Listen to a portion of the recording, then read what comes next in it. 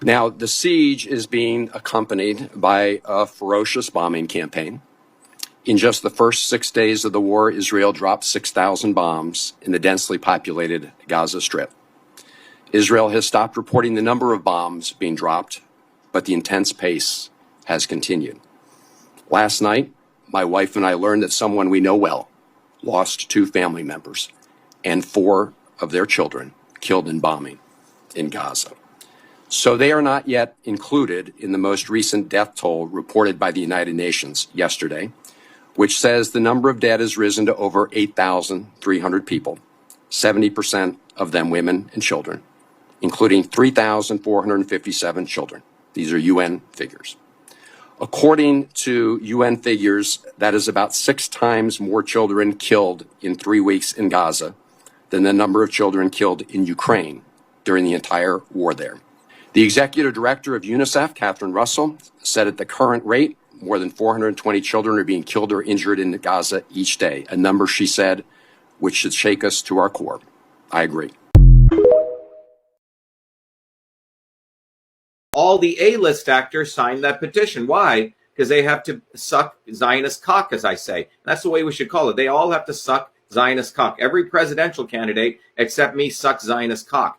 And that may not sound presidential, but in fact, it's very presidential because I represent the American worker who does not want us to be cocksuckers of Zionism. We have to recognize that Donald Trump sucks Zionist cock, Nikki Haley sucks Zionist cock, Vivek the Snake sucks Zionist cock, Chris Christie, Booby fucking Kennedy, Joe Biden, all of these people. The only people that don't suck Zionist cock are the American workers who are being screwed. And I'm an American worker. I'm one of us. But Donald Trump is no different than any one of them. They all serve Israel. Bernie Sanders, for example, is an Israeli citizen. Anthony Blinken is an Israeli citizen. All of these people are Israeli citizens. The head of the CDC is an Israeli citizen. All of these people work together against the American working people. So if we're going to free Palestine, and by the way, there's a lot of liberal Zionists who are out there saying, ceasefire, peace now. Well, you know what? I've seen that for 40 years. It doesn't get us anywhere. All that ceasefire does is let Israel pull back, renew, and then go bomb the shit out of the Palestinians again. The only way to end this is we must end the occupation.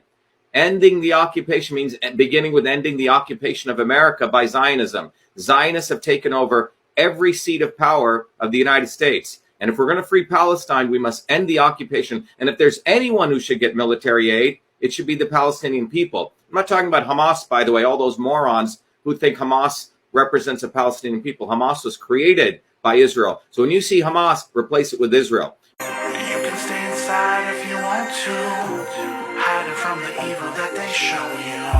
Let history be written with our names now, or never let fear keep me chained down.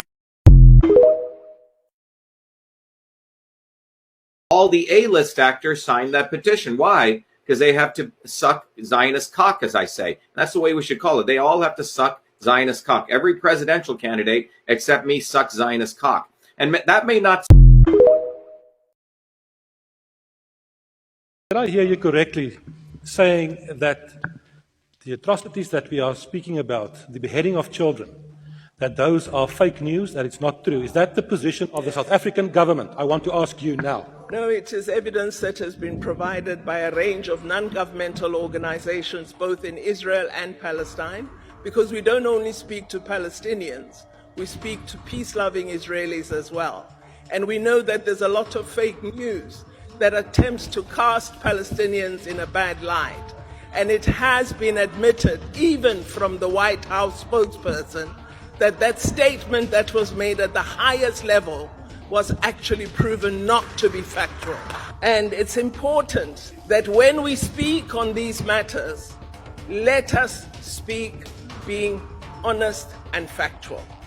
The facts are the people of Palestine are denied the right to exist as human beings. They are denied the right to enjoy the freedoms and the rights we so love as South Africans, the rights and freedoms we fought so hard for, the rights and freedoms we united on as a diverse South African people.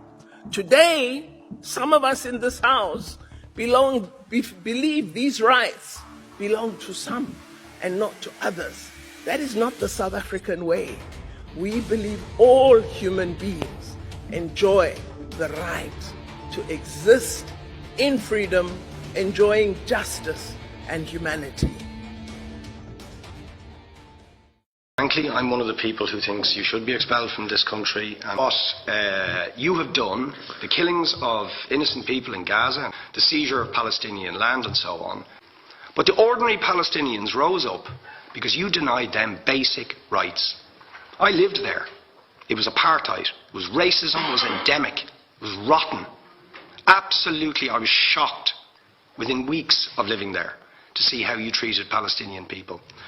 And isn't it the fact that the law of return, which is the basic law of the Israeli state, is a racist apartheid law because it confers rights on Jews that it denies to Palestinians. It allows, for example, if I was Jewish and had never stepped foot in Israel, I could claim citizenship there tomorrow, but 6 million people whose origins are in what you now call Israel, who were forced out in 1947 or 48, do not have that right. Isn't that part of the reason why the Palestinians are in dispute with Israelis? Because you deny them the right to return to their homes and to their land and to their villages, and that they have a legitimate claim, even under international law, to return, but you deny them that right. Why do you deny them that right? And why do you give that right to other people who have no connection whatsoever with the land, whether you call it Israel or whether you call it Palestine? Why do you continue to seize land? Why do you continue to seize land if you're serious about a two-state solution? Why do you continue to seize land which under that agreement is land designated to be Palestinian land? 500,000 people. You allow that to happen. Why do you allow it to happen? If you're serious about giving this land to the Palestinians, are you not just taking us, Ambassador, for idiots? That you can say with a straight face, we're serious about peace, but while we're serious about peace, we're going to seize Palestinian land. Now you know what the Palestinian people have been asking for. Far less even than some people would ask for. Because I believe the whole apartheid system should be dismantled.